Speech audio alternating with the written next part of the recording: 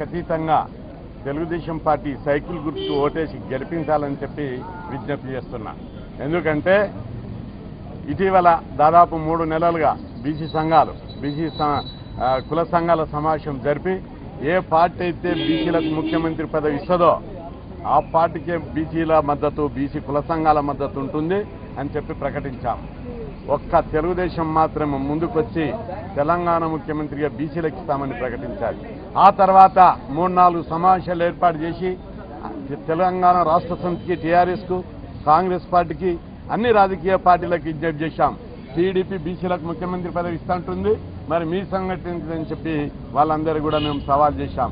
కానీ ఏ పార్టీ కూడా ముందుకు రాకపోవడము చాలా శోచనీయము.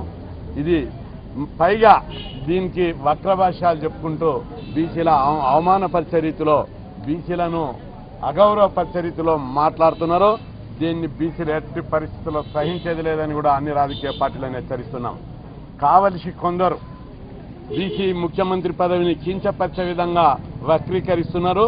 ఇది బీసీల మనోభావాలను దెబ్బతీయడమే అవుతుందని చెప్పి హెచ్చరిస్తున్నాం. ఈరోజు బీసీ ముఖ్యమంత్రి పదవి ప్రకటించిన తర్వాత తెలుగుదేశం పార్టీకి గ్రామాన ఇంట చర్చ జరుగుతుంది.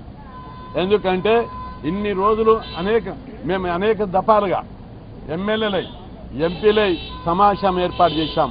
బీసీ ఎమ్మెల్యేలు, బీసీ ఎంపీలు ఏమయ్యా మీరు బీసీలకు ఏం చేస్తలేరని ఎమ్మెల్యేని అడిగితే బీసీ ముఖ్యమంత్రి ఉంటే తప్ప బీసీల అభివృద్ధి చెందజాలరు, విధాన నిర్ణయాలు ఎవరు తీసుకుంటారు? బీసీ ముఖ్యమంత్రి తీసుకుంటారు. మేము 100 మంది ఎమ్మెల్యేలు ఉన్నా 200